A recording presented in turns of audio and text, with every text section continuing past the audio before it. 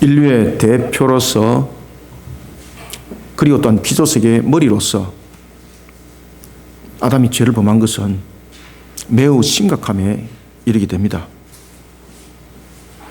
아담의 죄는 영생할 수 있도록 창조되어진 사람이 죽음에 이르는 존재가 된 것, 가장 심각한 문제인데, 이건 못지않게 아주 심각한 문제가 그 속에 나타나게 됩니다. 그것은 바로 죄가 악을 낳게 되는 것이죠. 죄가 악이 들어오는 문을 열어놓게 되는 것입니다. 인류의 대표로서 아담이 죄가 범하였던 죄가 우리에게 죽음에 관한 부분들을 낳았다면, 머리로서의 아담의 죄는 세상 속에 약육 강식과 그리고 가시와 엉기와 같은 죄악된 이 상태를 만들어 놓게 되는 것입니다. 이 사실들이 역사 속에서 이제 실현이 되기 시작합니다. 아담의 나이가 930이 되었습니다. 아담의 나이가 930이 됐을 때에 성경은 말합니다. 그가 죽음을 맞이하게 되었습니다. 얼마나 충격적인지 모릅니다. 아담은 인류의 조상이었습니다.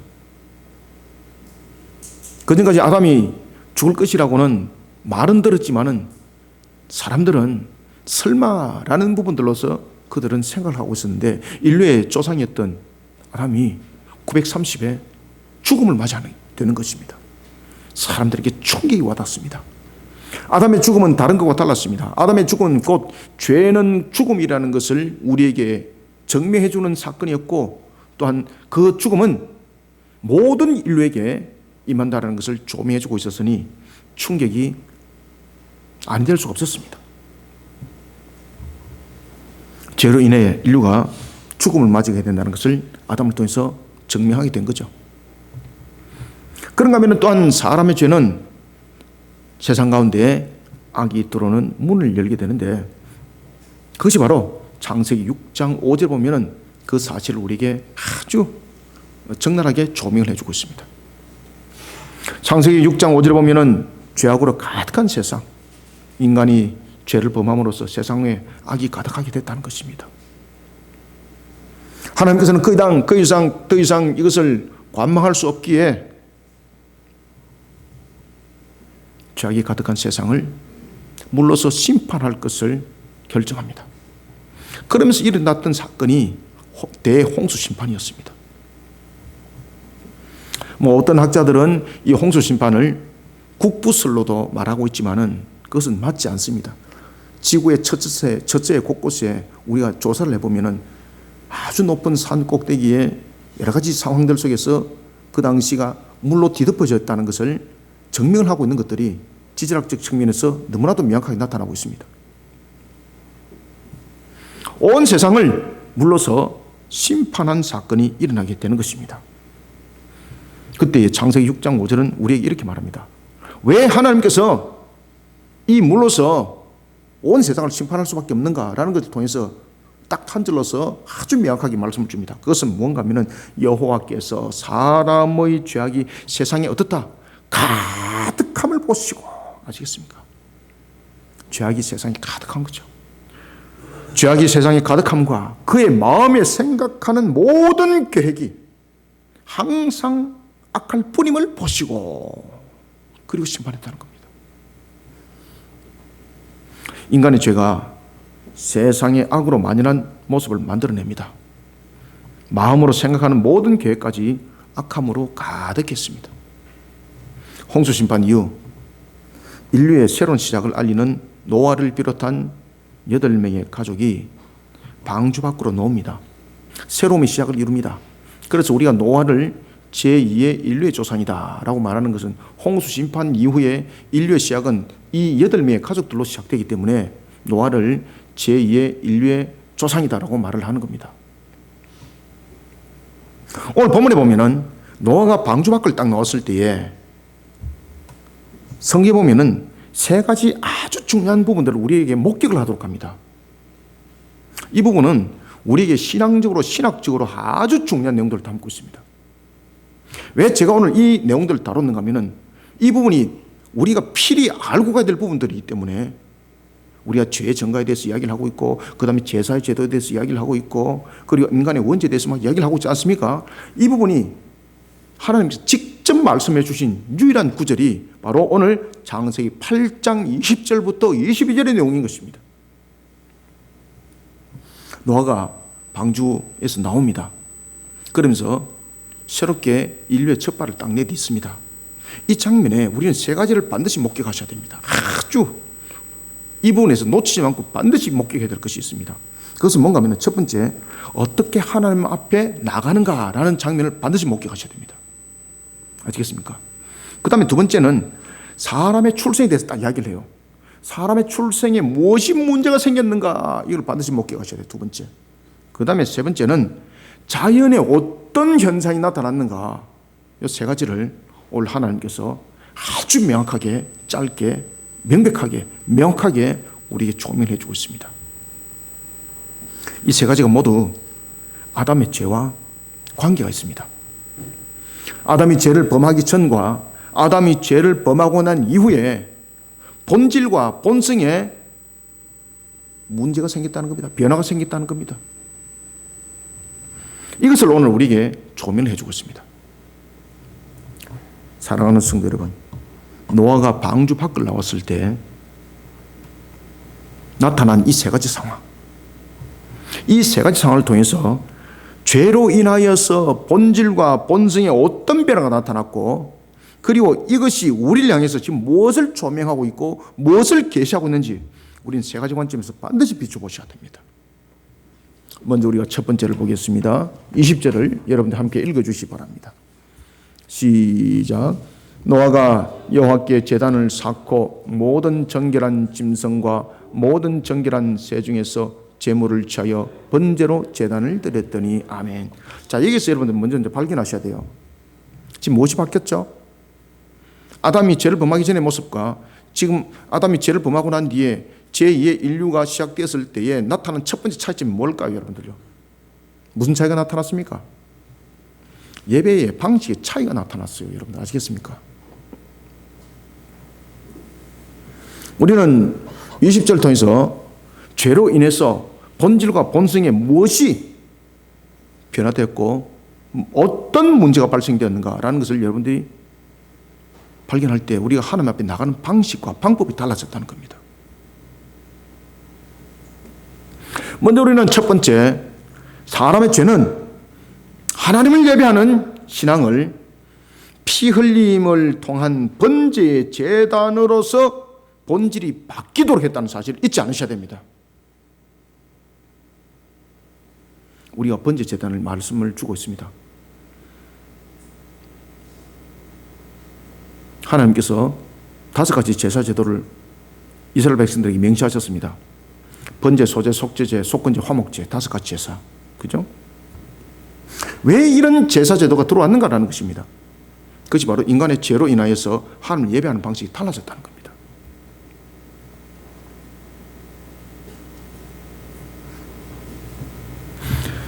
사람이 죄 가운데 놓이게 되고, 그리고 죄가 낳은 악이 세상 가운데 만연해지기 시작합니다. 이와 함께 인류는 하나님을 어떻게 대면할 것인가라는 것에 대해서 문제가 생겼습니다. 왜 그런가 하면 하나님은 거룩한 분이지 않습니까? 인간은 죄인이고 악으로 가득 찼습니다. 하나님을 대면할 수가 없어요. 하나님의 거룩함 앞에 우리는 존재라는 것을 드러낼 수가 없어요. 그러니까 하나님을 향해서 예배가 성립이 안 되는 거예요. 그런데 하나님께서 사람을 창조하신 큰 2가지 목적이 있어요. 무엇입니까? 예배와 청직이에요. 이 창조 때의 이 목적은 주님이 오시는 그날뿐만 아니라 우리가 항상 하나님을 예배하고 우리의 청직의 모습은 우리가 천국에서도 이 창조의 목적은 계속 이어가요. 이것은 본질적 부분은 변화가 없어요. 그런데 인간이 죄를 범하면서 변화가 생겼습니다. 하나님을 과연 어떻게 이제 예배를 할 것인가 문제가 생겼습니다. 죄로 인해서 하나님을 바르게 예배할 수가 없었습니다. 하나님 앞에 나갈 수가 없었습니다. 그러면 하나님께서 사람을 창조하신 창조 목적이 없어져 버리는 거지 않습니까? 하나님의 창조 목적이 사라지면 존재적 가치는 필요가 없는 거예요. 인간이라는 것은 존재할 이유가 없는 거예요. 그럼에도 불구하고 하나님께서는 여전히 하나님 형상이라고 그랬습니다. 하나님께서 인간으로 하여금, 사람으로 하여금 하나님을 예배할 수 있는 길을 열어주셨어요. 그것이 바로 번제입니다. 사람이 죄를 범한 전, 범한 후 우리의 본질과 속성은 바뀌었지만은, 우리의 본질과 본성은 바뀌었지만은 하나님을 향한 창조 목적은 절대 안 바뀌어요.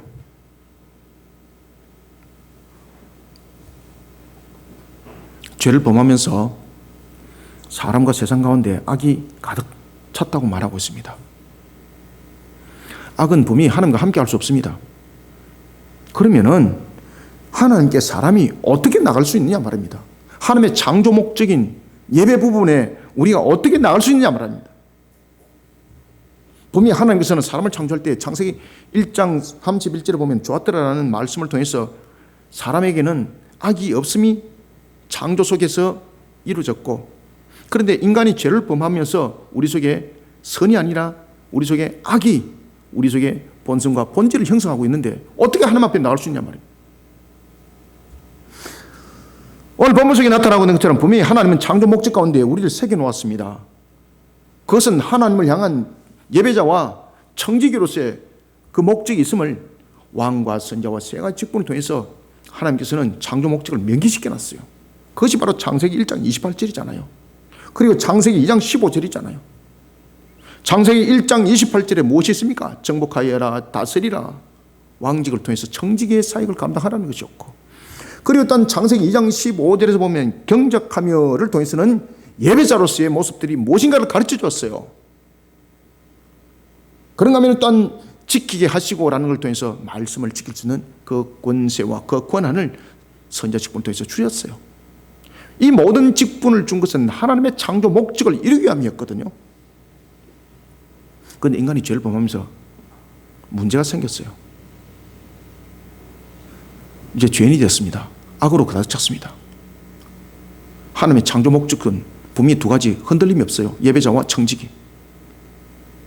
그런데 우리가 하나님 앞에 나갈 수 있는 방법이 사라져 버렸어요. 우리 스스로 죄악이 가득 찬 우리의 모습 속에서는 하나님을 예배할 수 있는 우리의 모습은 안 나타나는 거예요. 왜냐하면 하나님을 예배할 때 악이 나타나면 하나님을 예배하는 것이 아니라 악으로 하나님을 대항하는 모습이 되기 때문에 결국은 예배하러 나갔다가 전부 다 죽음에 이르게 된다는 것이죠. 하나님께서는 사람을 창조하셨습니다. 이 두 가지 큰 목적은 흔들림이 없습니다. 그러면 죄악으로 가득한 인류가 홍수 심판이 직면하게 되었고, 그리고 노아의 가족의 그럼 8명이 하나님 앞에 나갈 수 있는 방법은 어떻게 되는가라는 것입니다. 오늘 그에 대해서 하나님께서 방법을, 길을 열어줘요. 우리가 그 부분들을 오늘 본문 20절 통해서 직시하셔야 돼요. 노아가 여호와께 제단을 쌓고라는 이 부분입니다. 노아를 비롯한 8명의 가족이 방주 밖으로 나왔을 때 노아가 제일 먼저 한 일이 무엇입니까? 하나님의 창조 목적 가운데 하나인 하나님을 예배하는 자로서의 모습을 바로 세워나가는 겁니다. 그런데 오늘 주셔야 될 것은 예배의 모습이 달라졌어요. 분명히 아담이 죄를 범하기 전에 예배의 모습은 가꿈이었어요. 아시겠습니까? 하나님의 창조 세계를 가꾸면서 그것이 하나님 앞에 기쁨이 되었습니다. 그것이 예배입니다. 그것이 경배입니다. 그런데 문제는 사람이 선을 잃어버렸고 악으로 가득 찼기 때문에 인간의 행위로서는 하나님 앞에 영광이 돌릴 수 있는 선한 모습, 하나님께 영광이 될 수 있는 경배는 전혀 나타날 수가 없었던 거예요. 그러면은 하나님을 어떻게 경배할 것인가, 하나님을 어떻게 예배할 것인가 라는 부분에 문제가 생겼습니다. 여기서 하나님께서 길을 열어준 거예요. 바로 뭔가 하면은 사람이 죄를 범하기 전에는 예배는 제사 방식이 아니었습니다. 분명히 창세기 2장 15절에 보면 경작하며라고 말하고 있듯이 하나님의 피조 세계를 잘 가꾸어서 하나님께 기쁨을 올려드리는 것이 예배 방식이었습니다. 여기서 땀 흘리면 일하는 것, 바로 그것이 하나님 앞에 경배하는 것이었습니다. 왜 그러면 땀 흘려 일하는 것이 우리의 소득과 우리의 수확을 위해서 땀 흘리는 것이 아니거든요. 그렇기 때문에 하나님을 경배하면서 땀 흘리는 것이 얼마나 기뻤는지 모릅니다. 그래서 그때는 이 노동이라는 부분들이 노동이라는 단어를 쓰지 않고 가꾸어 경배라고 말했습니다. 하나님을 경배하는 수단이었습니다. 하나님을 경배하는 방법이었습니다.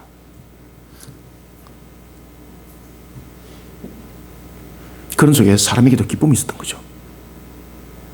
그러나 사람이 죄를 범하면서 선한 본성 가운데 악함이 딱 또아리를 털었던 겁니다. 본질에 문제가 생긴 겁니다. 본성에 문제가 생긴 겁니다. 하나님을 예배하는 방식이 더 이상 경작으로서는 이루어질 수가 없었던 것입니다. 오늘 제가 여러분들에게 전가하는 이 말씀을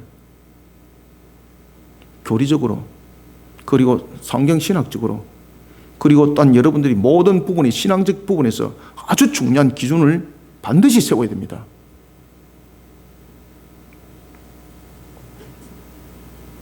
우리의 본질과 우리의 본 모습을 알지 못하면서 어떻게 우리가 하나님 앞에 우리가 설 수가 있겠습니까? 못 씁니다. 여러분 아시겠습니까? 자신의 본질과 자신의 모습을 똑바로 알아야 됩니다.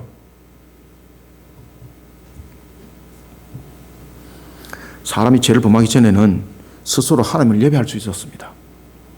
그러나 선한 본성이 무너진 사람은 죄악 가운데 있기 때문에 그 죄를 씻어내지 않고는 하나님을 예배할 수가 없었어요.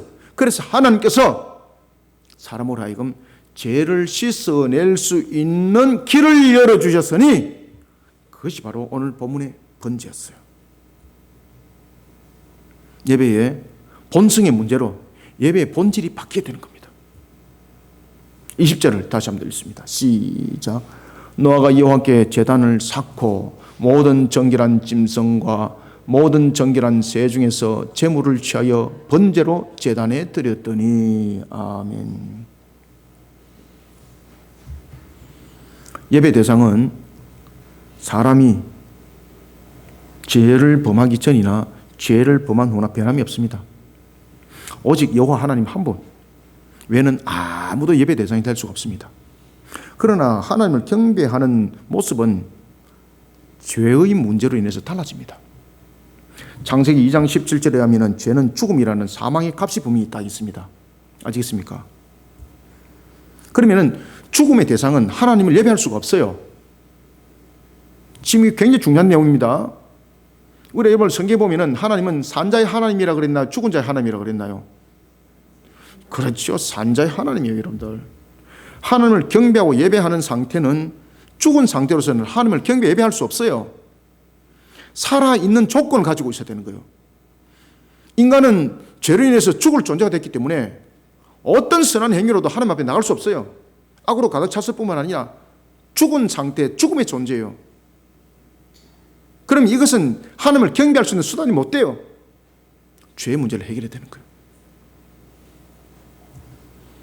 죄는 죽음이라는 사망의 값이 있다는 것을 우리는 창세기 2장 17절 통해서 알 수가 있습니다. 로마서 6장 23절도 보면은 분명히 여기 대해서 이야기를 하고 있습니다. 죄의 값은 사망이라고 말입니다. 그러면 노아가 예배를 하러 나갈 때에 그냥 자신의 모습으로 나가면 사망이지 않습니까? 사망이기 때문에 하나님을 예배할 수가 없는 거예요. 하나님은 그 예배를 안 받아요. 왜냐하면 산자의 하나님이시기 때문입니다. 그럼 문제는 뭔가 하면 노아가 이 죄를 씻고 나가면 산자의 하나님이 되는 거예요. 아시겠습니까? 사람의 죄의 값을 대신할 짐승이 등장했습니다. 그 짐승이 오늘 본문에 보면 그래서 정결한 짐승, 정결한 새가 나오는 거예요. 이 정결한 짐승, 정결한 새는 무엇을 우리에게 말하고 있는가 하면 사람의 죄를 대속할 수 있는 수단이 하나님께서 허락함이 그 속에 있었다는 겁니다. 어떻게 우리는 그러면 하나님을 예배할 수 있는가? 하나님은 분명히 죽은 자의 하나님이 아니라 산자의 하나님이라고 했고 죄악 속에서는 하나님 앞에 거룩함 속에 나갈 수가 없다 그랬으니 이 죄 문제를 해결해야 되는데 어떻게 죄 문제를 해결할 수 있는가? 그래서 사람의 죄를 대신한 짐승이 딱 올리세요. 그래서 제사 지내는 짐승의 제사가 있는 겁니다. 이 짐승을 사람의 죄를 대신하게 하시고 그리고 이 짐승이 죽음으로써 죄값으로서 죽는 거예요. 그러면서 사람이 하나님 앞에 예배 속으로 예배함으로 나갈 수 있게 됐던 것입니다. 하나님께서 그 길을 열어준 것이에요. 사람의 죄의 값인 죽음을 정결한 짐승과 정결한 새가 대신하게 됩니다. 그리고 제사는 사람의 죄의 값에 따른 죽음과 대속의 죽음을 지금 동시에 지금 밝혀주고 있어요. 그러면 이 속에서 사람이 죄 사함을 받기 위해서는 사람이 스스로의 죄를 사할 수 없다는 것이고, 분명히 그 죄를 대속할 수 있는 대상이 있어야 된다는 이야기예요. 이 속에는 두 가지를 계시해 주고 있습니다. 하나님 앞에 나갈 때는 죽은 자의 모습으로는 나갈 수 없다는 것. 그런데 문제는 우리 스스로는 그 값을 치를 수 없다는 것. 결국은 대속의 예물이 있어야 되는데, 이 진정한 대속의 완전한 예물이 누군가? 오늘 본문은 그것을 우리에게 예표해 주고 있고 계시해 주고 있습니다. 바로 사람의 죄와 값에 따른 죽음과 대속의 죽음을 동시에 계시하면서 예수 그리스도의 십자가 사건을 예표하고 있었습니다. 사랑하는 성도 여러분, 죄는 분명히 악을 낳았습니다. 그리고 사람이 하나님을 경배하는 예배의 본질에 대해서 변화를 가져왔습니다. 그러나 대속의 완성을 이룬 예수 그리스도의 십자가는 본성의 선함과 그리고 본성의 회복과 함께 예배의 본질을 완전하게 회복시켰습니다. 그렇기 때문에 예수 그리스도를 믿는 믿음 가운데 우리는 예배할 수 있는 것이고, 오늘도 우리가 신앙의 고백을 할 때 예수 그리스도의 보혈이 우리를 지나갔던 것처럼, 그래서 우리가 예배를 드릴 때 신앙 고백을 하는 이유가 그게 있는 겁니다. 예수 그리스도가 우리의 중보자가 되는 겁니다. 하나님 앞에 나올 수 있는 길이 되는 겁니다. 예수 그리스도를 믿는 믿음 가운데 더 이상 다른 짐승의 죽음이 성립되지 않는, 더 이상 제사가 필요치 않는 것, 바로 믿음이 이제 제사가 된 겁니다. 사람의 죄는 하나님을 예배하는 신앙의 본질을 피 흘림의 번제의 제단으로 바꿨다면, 예수 그리스도의 십자가는 본성과 본질의 회복을 일으킨 하나님의 전적인 은혜의 베푸심 속에 우리에게 믿음의 제단을 만들어갔다는 것을 잊지 않으시길 바랍니다. 그 다음에 두 번째는 죄로 인해서 이 본질과 본성에 어떤 문제가 생겼는가. 21절을 읽습니다. 시작. 여호와께서 그 향기를 받으시고 그 중심에 이르시되 내가 다시는 사람으로 말미암아 땅을 저주하지 아니하리니 이는 사람의 마음이 계획하는 바가 어려서부터 악함이라 내가 전에 행한 것 같이 모든 생물을 다시 멸하지 아니하리니 아멘. 자, 우리가 이제 읽었던 20절은 하나님 앞에 나가는 예배 방식이 바뀌었다 그랬죠, 그죠? 그 예배 방식 속에서 번제라는 것이 생겼는데, 그것은 바로 죄를 해결을 하는 것 외에는 하나님께 나갈 수 있는 방법이 없었다는 것. 그리고 또한 이 번제는 무엇을 계시하고 있다고 그랬습니까? 번제의 완성을 이룰 예수 그리스도를 십자가 사건을 예표하고 있었다. 그런가 하면 두 번째 21절을 주목하시길 바랍니다. 그래서 이 구절이, 세 구절이 굉장히 중요합니다. 여러분들 아시겠습니까? 이 교리적으로도 굉장히 중요한 구절이에요. 이 구절이 21절에 보면 굉장히 의미가 있는 내용들이 딱 등장하는데, 그것은 뭔가 하면 이렇게 말합니다. 사람으로 말미암아 땅을 다시는 저주하지 않을 것이다. 그러면서 뒤에 무슨 말씀을 하시는가 하면 어려서부터 악함이라는 그 단어를 딱 들고 들어옵니다. 이게 뭔가 아십니까? 이게 원죄와 죄의 전가를 말하고 있습니다. 이게 원죄와 죄의 전가에 대해서 어디 있느냐라고 말하면 하나님이 직접 말씀하셨습니다. 아시겠습니까? 로마서로 갈 필요 없습니다. 창세기 8장으로 돌아야 됩니다. 창세기 8장으로. 21절은 인류가 범한 죄는 누구도 예외 없이 죄의 본성 가운데 태어나는 죄의 전가를 낳는다는 사실을 우리에게 조명해 주고 있습니다. 우리는 이 사실을 잊지 않아야 됩니다. 하나님께 제단을 쌓고 예배드릴 때에 노아를 향해 하나님께서 중요한 것을 말씀합니다. 지금 이 본문의 말씀은 하나님께서 노아에게 지금 주신 말씀이거든요. 어떤 말씀을 주시는가 하면 딱 이렇게 말씀해요. 내가 다시는 사람으로 말미암아 땅을 저주하지 아니하리니. 사람으로 말미암아 땅을 저주하지 아니하리니. 이 말씀은 두 가지와 연결됩니다.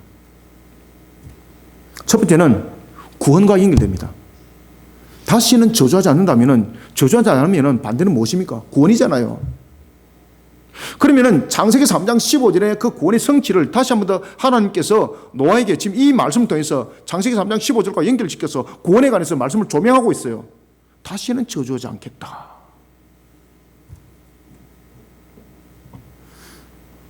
그래서 다시는 저주하지 않겠다는 두 가지를 함께 연결시키는데, 첫 번째는 구원에 관해서 말씀을 주고 있어요.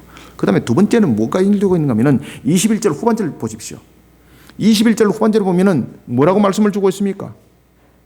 내가 전에 행한 것 같이 모든 생물을 다시 멸하지 아니하리니 라고 말하면서 전에 행한 것 같이라고 말하고 있습니다. 그럼 뭐가 연결됩니까? 홍수 심판, 물 심판과 연결됩니다. 내가 다시는 사람으로 말미암아 땅을 저주하지 아니하리니라는 것은 첫 번째는 구원론과 연결되고 있고, 두 번째는 내가 전에 행한 것 같이와 연결됩니다. 다시는 홍수와 같은 물 심판으로 인류를 멸하지 않겠다는 겁니다. 이런 가운데에 하나님께서는 노아뿐만 아니라 이 시대를 향해 온 인류가 죄인으로 태어난다는 것을 직접 언급합니다. 최초로 말씀을 주는 겁니다. 하나님께서 원죄에 대해서 말씀을 줍니다. 그리고 원죄와 죄의 전가에 대해서 말씀합니다. 직접 말씀합니다. 하나님께서. 아담이 범한 죄를 가리켜서 인류의 범한 죄라고 말합니다. 그 이유는 아담은 인류의 대표성이었습니다. 그가 범한 죄는 대표성을 포괄하고 있었기 때문에 아담의 죄는 우리가 죄를 짓지 않더라도 우리의 죄입니다. 아시겠습니까? 그 내용을 하나님께서 오늘 이야기를 하고 있는 거예요. 하나님께서 죄의 전가와 관련돼서 두 가지를 말씀합니다. 첫 번째는 사람의 마음이 계획한 바입니다. 사람의 마음은 전인격과 관계되어 있습니다. 사람이 계획한 바, 사람이 행동하는 것은 마음과 연결되고 있다는 겁니다. 그럼 인간의 죄는 행동하는 것으로 끝났는가? 아니라는 겁니다. 아담의 죄는 어디로부터 시작됐는가라는 것입니다. 그러면 그 아담의 죄는 우리 속에 또한 어떤 죄로 연결되고 있는가라는 것입니다. 영육간의 범죄라는 것, 우리의 죄는 바로 전인격적 측면, 마음으로 행동까지 함께 전부 다 담고 있다는 겁니다. 따라서 사람의 마음이 계획한 바라는 것은 마음이라는 과정을 통해서 전인격적으로 인간은 죄를 범하였음을 하나님께서 말씀을 주고 있는 거예요. 그 두 번째는 어려서부터 악하다고 말하고 있어요. 아시겠습니까? 어려서부터 악하다는 것은 무엇입니까? 어려서부터라는 것은 무엇을 말하고 있는가 하면 사람이 태어날 때 상태를 말하고 있습니다. 그럼 태어날 때부터 악함이라는 거예요.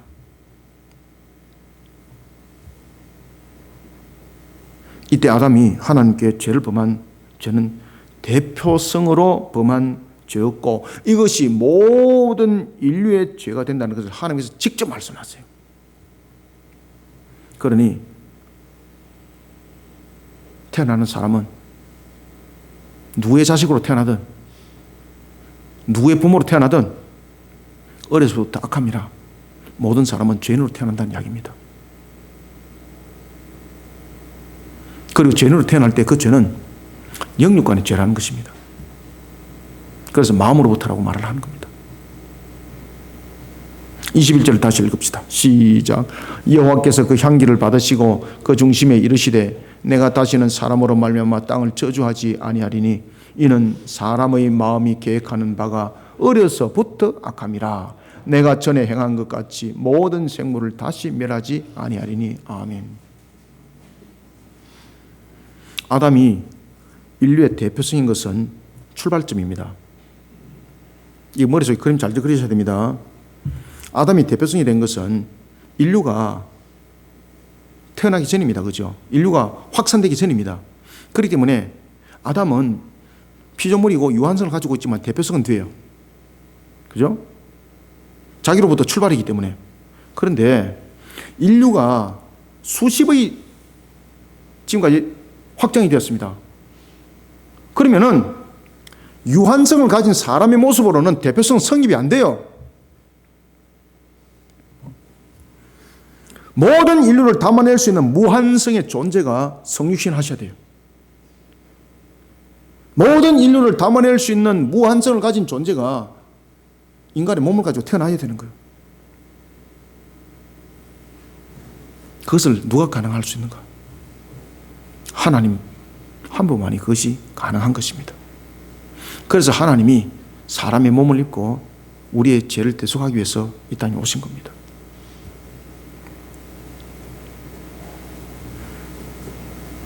아담이 인류의 대표성은 출발점이 있기 때문에 가능했습니다. 무한성과 유한성과 상관없이 대표가 될 수 있었습니다. 그러나 모든 사람이 죄인으로 태어나는 관점에서는 대표성은 이 모든 것을 담아낼 수 있는 존재가 대표성을 가질 수 있는 자격이 되는 겁니다. 이것이 가능한 분은 무한성을 가진 하나님 한 분뿐이었습니다. 그런가 하면 또한 인류의 죄는 대속입니다. 대속을 위해서는 죄 없으시는 하나님 가운데서도 모든 인류를 담아낼 수 있는 하나님 가운데서도 죄인인 사람을 대신할 수 있는 대속의 중보적 기능을 가지고 있어야 되는 것입니다. 성부, 성자, 성령 가운데 누구였을까요? 그래서 중보적 기능을 가지고 계시는 성자 하나님께서 우리의 구세주인 예수로 오셨고, 그리고 또한 우리의 죄를 대속하기 위해서 그리스도가 되신 것입니다. 그래서 예수는 그리스도입니다. 이거 단단히 아시길 바랍니다.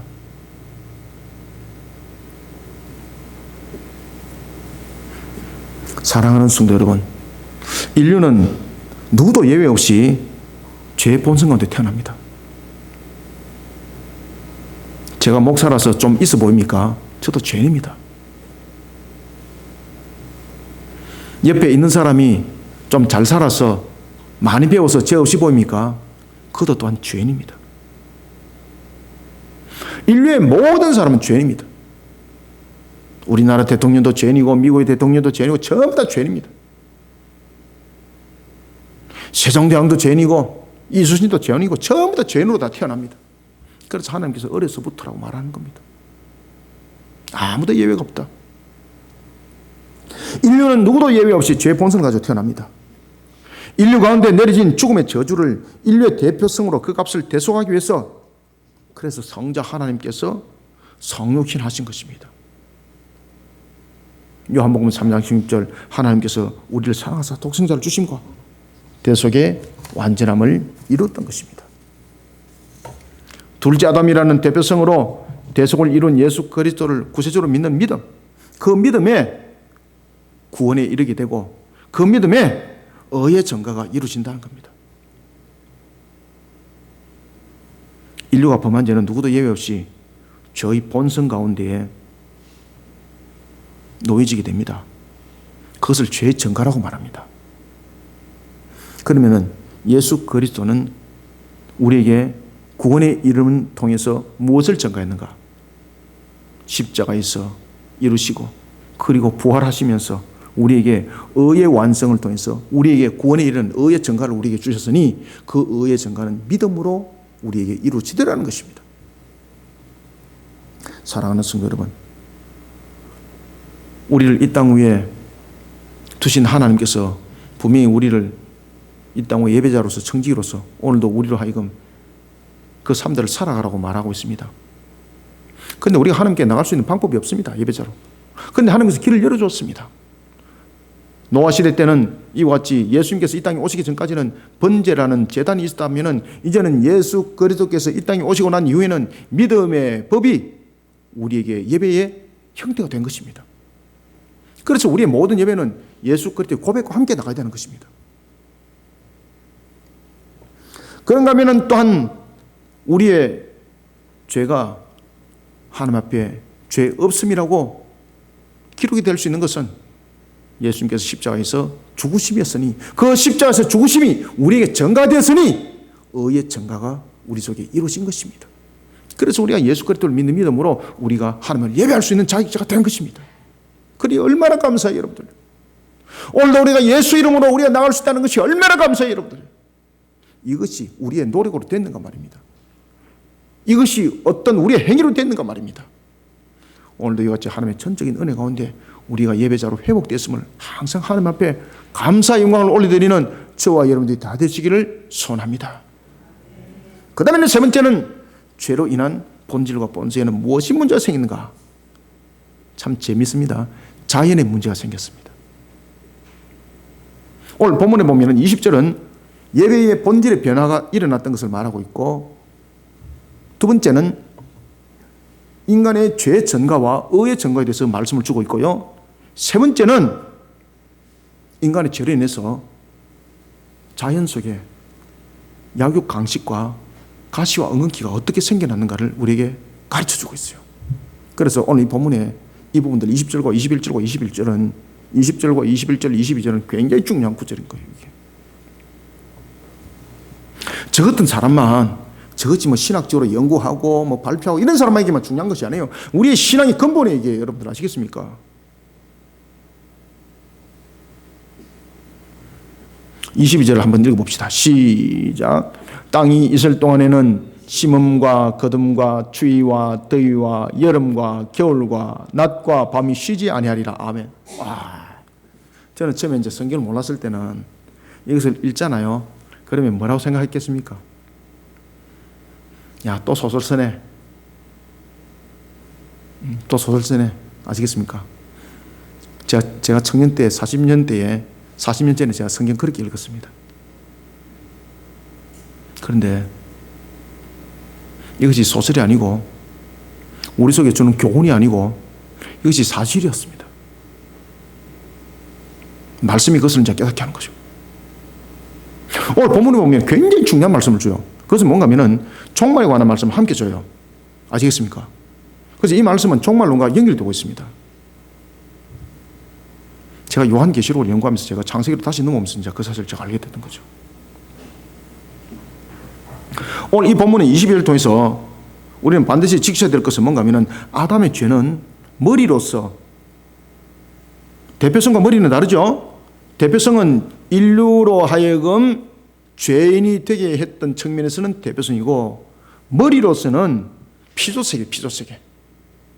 그래서 아담은 죄를 범함이 대표성과 머리로서 죄를 범함이 되었기 때문에 이 아담의 죄는 머리로서 창조의 아름다움을 노래하던 자연의 본성 가운데 가시와 엉겅퀴를 수반한 변화를 일으키게 되었다는 사실을 잊지 마시길 바랍니다.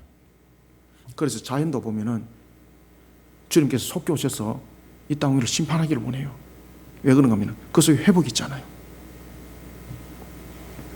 아담의 죄는 인류 가운데는 대표성으로 전가되었다면 피조 세계에 대해서는 머리로서 악한 상태라는 가시와 엉겅퀴를 낳게 됩니다. 이런 가운데 피조 세계는 본질에 대한 변화가 생겨납니다. 처음에 창조 때와 똑같은 위치에 태양은 있습니다. 처음에 창조 때와 똑같이 별들이 있고요. 달도 똑같은 그 위치에 있었습니다. 지구도 똑같은 그 위치에 있었습니다. 처음 창조 때와 똑같습니다. 인간이 죄를 범할 때나 범한 이후나 처음 창조할 때도 낮과 밤은 있었습니다.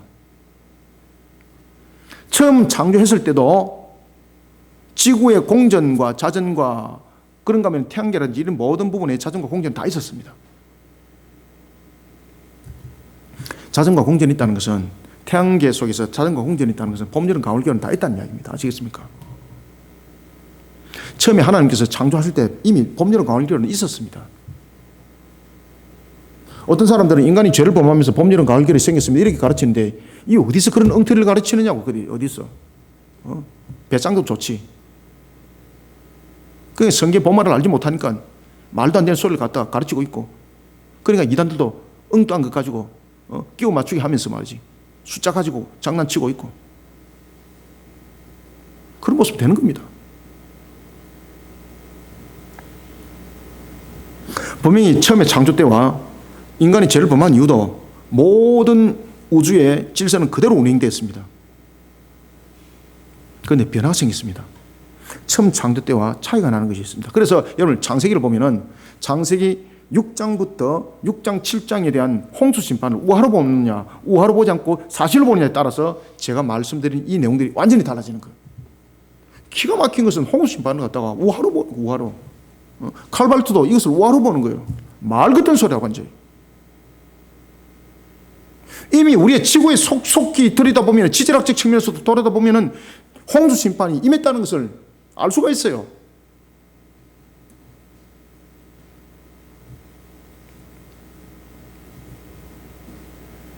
그러면은 분명히 인간이 죄를 범하기 전에도 해와 달과 별들은 그 위치에 다 있었습니다.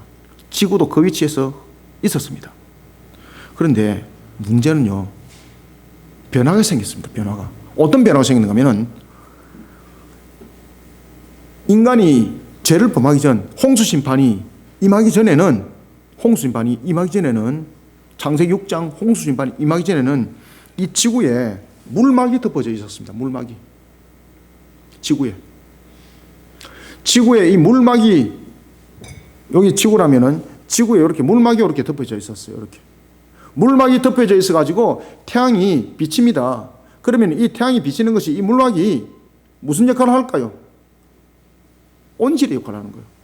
그래서 태양이 직접 쪼이는 반대쪽에 있는 곳은 분명히 태양이 쪼이지 않기 때문에 양극화 현상이 반드시 일어나게 되어 있습니다. 그런데 이 부분에서 이 물막이 온 지구를, 여러분들이 보시면 집에 보일러 떼지 않습니까? 보일러 떼면은 보일러 호스가 뺑 돌아가면은 방이 다 따뜻해지죠? 그와 똑같은 거예요. 이 지구를 둘러싸고 있던 물막이 있었어요. 이 물막이 보일러와 똑같은 역할을 했던 거예요. 지구의 온도를 일정하게, 아시겠습니까? 아주 일정하게. 한 곳에 태양이 내리쬐지만 이것만 더운 것이 아니라 모든 온도를 똑같이, 그래서 지구가 다 온화하고 따뜻했던 거예요. 분명히 태양은 봄, 여름, 가을, 겨울 속에서 분명히 이 조절을 하고 있었습니다. 그러나 그럼에도 불구하고 이 물막이, 은혜의 막이 지구에 덮여짐으로써 모든 생물들이 병들지 않고 잘 살 수 있도록 이 물막이, 그 은혜의 막이 그 역할을 했던 것입니다. 이 덮여있던 물막이 창세기 6장에서 무너져 버린 것이 바로 홍수 심판이에요. 그 물막이 떨어지면서 단순하게 비가 온 것이 아니라 지구를 내리쳐버린 거죠. 그러다 보니까 과거에는 대륙이 한판이었습니다. 그런데 이 물막이 지구를 때리면서 대지진이 일어나고 화산이 폭발하고 그러면서 5대양 6대주가 갈라진 겁니다. 아시겠습니까? 이것이 어찌 우하냐 말입니다.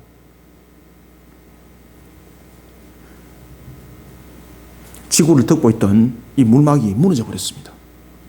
이 물막이 무너져 버리니까 직접 지구를 쪼이던 태양이 있는 적도라든지 그곳은 아주 뜨겁고 반대편은 그냥 응달해지니까 영하 수십 도의 양극화 현상이 나타났던 것입니다.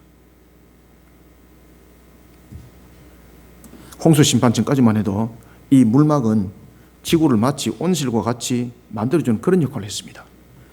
이 물막이 이제 사라졌습니다. 그 결과 지구를 향한 태양의 빛이 지구를 직접 강타하게 되었고 그 결과 지구는 뚜렷한 두 현상이 나타났으니 태양이 직접 와닿는 곳에는 온도가 뜨거워지는 상태가 되었고 그리고 반대편에는 온도가 아주 차가운 얼음을 형성하는 양극화 현상이 나타나게 된 것입니다. 그래서 여러분들이 잘 아시는 남극 북극이 그래서 생겨나는 겁니다. 홍수 심판 전에도 지구와 태양은 자전과 공전을 하고 있었습니다. 그때도 여름과 겨울과 같은 상태를 유지하고 있었습니다. 그런데 이 물막이 그런 것을 전부 다 하나의 계절로 만들어갔던 거죠. 이런 상태에 물막이 걷어져 버렸습니다. 심판 이후 물막이 벗겨지자 이런 영향이 직접 이제는 지구에 와닿게 되었는데 바로 온실의 효과가 사라지는 것이었습니다. 심음과 거둠이 있어야 했으며 추위와 더위가 존재하게 된 겁니다. 또 하나 창조세계의 본질의 변화가 생깁니다. 그것은 바로 생계를 위해서 씨를 뿌리고 거둠이 수고가 중단되지 않고 계속됐다는 겁니다. 뭐와 함께? 추위와 더위라는 겨울과 여름이 말입니다. 그런데 오늘 본문에 보면 굉장히 중요한 말씀을 주고 있습니다. 22절 여러분들 주목해 보십시오. 22절의 첫 시작을 어떻게 하고 있나요? 여기다 밑글을 반드시 쳐놓으시기 바랍니다. 땅이 어떻다? 그렇죠. 맞습니다. 이게 종말론과 연결됩니다.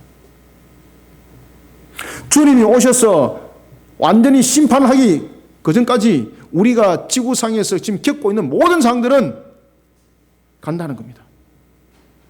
중단되지 않는다는 겁니다. 왜냐하면 그것이 인간의 죄의 값입니다. 중단되지 않습니다.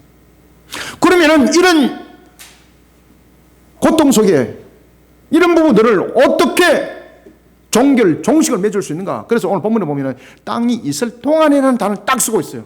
그건 뭡니까? 땅이 있을 동안이라는 것은 땅이 없을 때도 있다는 겁니다. 그럼 무엇을 말하고 있는가? 바로 이것이 종말의 심판을 말하고 있습니다. 할렐루야 아닙니까? 요한계시록 말씀 직접 주고 있는 거죠. 저도 처음에는 이건 몰랐었습니다. 40년 전에는. 그럼 제가 이제 신학자로서 신학을 그전에 제가 신학을 연구를 하면서 요한계시록을 가지고 연구를 하면서 그것을 이제 창세기로 들어오면서 이제 다시 알게 됐던 거죠, 제가.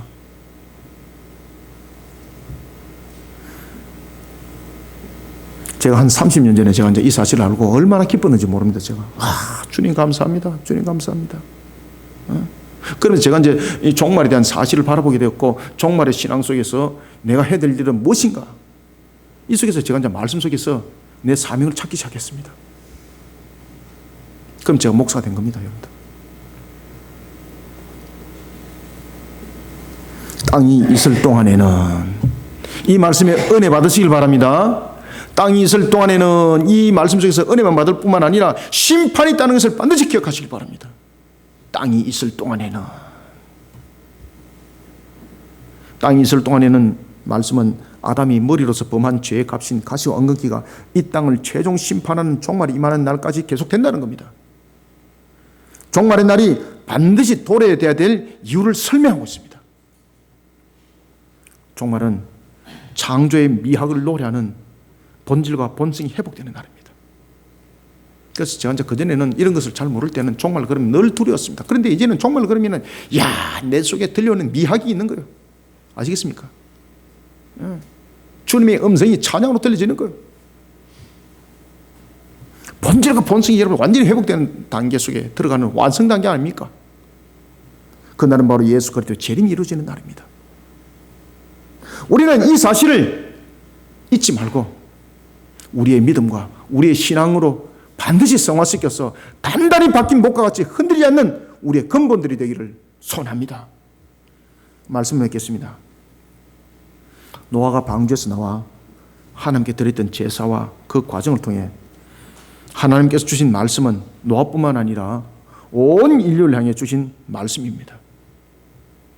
아담의 죄는 대표성으로서 원죄와 그리고 죄의 전가를 낳았습니다. 그런가 하면 머리로서 피조세계에 가시와 엉겅퀴를 낳았습니다. 아담의 죄로 인해 하나님께 드렸던 예배는 본질적 변화를 가져옵니다. 무엇으로? 제사 방식이 그래서 등장한 겁니다. 이런 과정도 여러분 잘 아셔야 되는 겁니다. 아시겠습니까? 그저 단순하게 하나님께서 우리에게 허락하신 제사 방식은 5가지 답을 쓰세요. 번제, 소제, 속죄제, 속건제, 화목제 뭐 이런 식으로 답만 쓰지 말고 이 제사가 왜 성립이 되었는가를 알고 그 답들을 찾아가시길 바랍니다. 그러면 반드시 예수 그리스도를 보게 되어 있어요, 여러분들요.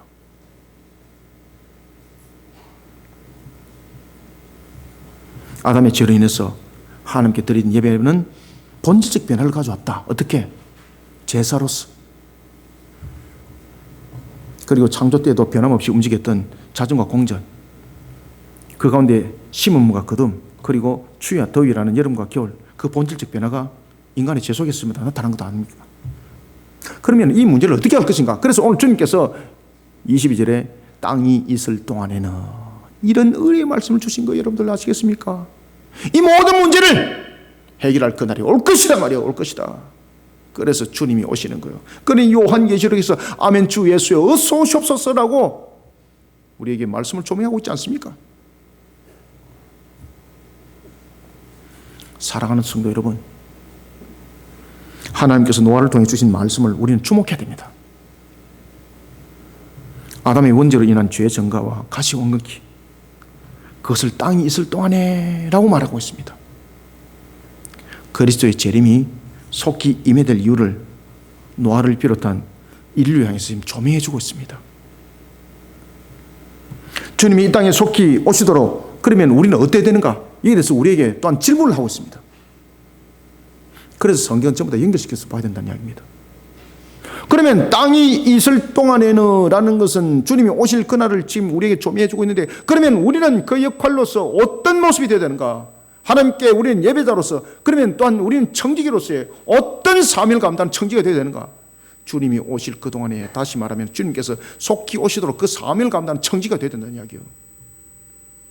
그것이 바로 마태복음 28장 18절부터 20절의 지상대 위임령이었고 사도행전 1장 8절의 말씀이었어요.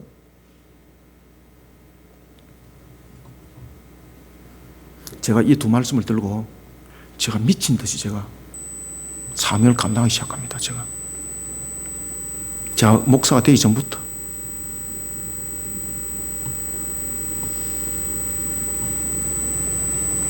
주님의 음성이 들렸습니다. 새벽제단을 드리는데 주님께서 저에게 이렇게 말씀하셨어요. 네가 어찌하여 나에게 못을 박느냐. 30년이 훨씬 넘었는데도 제가 그 목소리를 아직 잊어버리잖아요. 그날 새벽제단에 누가복음이었거든요. 저희 어머니 바로 그 옆자리에 저는 늘 새벽제단을 쌓았어요.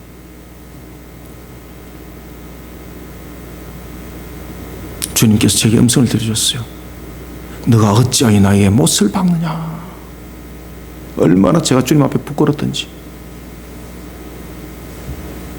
제 평생 그렇게 많이 울어본 적이 없었습니다. 눈물이 멈추질 않는 거예요. 멈추질 않는 거예요. 얼마나 울었는지 탈진될 정도로. 그날 새벽 온종일 울었어요. 온종일. 그냥 내가 울고 싶어서 우는 것이 아니라 주님께서 그냥 울게 만들어요. 그러면서 내 부끄러운 모습들, 내가 청지기로서 내가 어떤 모습이었는가를 다 보여주는 거예요. 얼마나 부끄러운지 얼마나 죄를 많이 졌는지 미치겠는 거예요. 제가 거기다 주님이 불꽃 눈동자로 저에게 또 나타났어요. 제가 넘어지는 거예요. 제가 정신병원에 가보려고 그랬습니다. 제가 이 정신적 문제가 있는가 싶었어.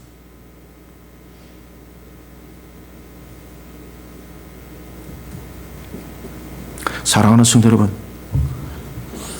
하나님께서 노아를 통해 주신 말씀 우리는 주목해야 됩니다. 아담의 원죄로 인한 죄 전가, 가시와 엉겅퀴, 이 땅이 있을 동안에는 이라고 말씀을 주고 있습니다. 그러면 어떻게 되는가 말입니다. 주님이 재림이 속히 임해야 된다는 이야기입니다. 그러면 어떻게 되는가? 주님이 속히 임하도록 나는 어떤 청지기의 모습이 되어야 되는가? 그래서 지상대위임령과 사도행전 1장 8절의 말씀이 너무나도 중요하다는 것입니다. 오늘 우리 윤봉수 권사님이 바로 이 말씀의 주인공입니다. 옆에 한 분 모시고 오셨잖아요. 바로 이 말씀의 성취를 지금 이루고 있는 거예요. 그러니까 주님이 얼마나 지금 기뻐하는지 몰라요. 지금 두 분을. 제가 지금 증거하는 말씀이 지금 두 분이 이해가 되든 안 되든 상관없어요. 제가 지금 증거한 말씀이 이 두 분 속에 이해가 되는 것이 문제가 아니라 하나님께서 이분들에게 지금 은혜를 베풀고 계신다는 겁니다. 아시겠습니까? 제가 이야기해봐야 못 알아들어요. 여러분들요. 제가 알아들으라고 지금 말하는 것이 아니에요. 주님께서 지금 어떻게 역사하는지를 여러분 성령께서 여러분 깨달음을 주실 거예요. 우리는 세례 요한처럼 길을 예비하는 청지가 되어야 합니다.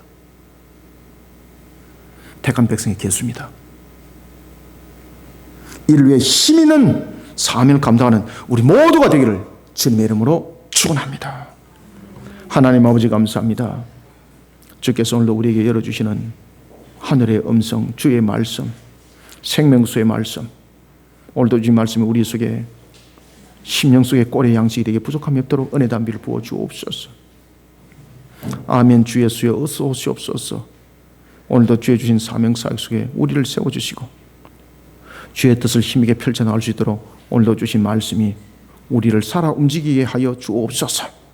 부족한 종의 입술을 통하여 증거하였지만은 어찌 이것이 사람의 이해로서 받아들이겠습니까? 믿음으로 받아들일 수 있도록 성령님 모든 우리 성도들의 심령들을 요동쳐 주옵소서. 흔들어 주옵소서. 우리가 오늘도 주의 주신 사명사역 속에 우리가 세상을 살아갈 때도 오늘도 주신 말씀으로 세상을 낙담하지 말고 소망과 희망을 가지고 살아가게 도와주시며, 오늘도 내가 세상을 살아가는 목적이 있다는 것을 알고 그 기쁨으로 우리 모두가 살아가게 역사하여 주옵소서. 오늘도 주신 생명의 말씀이 우리에게 꼴이 되고 양식이 부족함이 없도록 성령의 역삼이 오늘도 복된 소낙비로 부어 일어나게 하여 주옵소서. 예수님 이름으로 기도드립나이다. 아멘.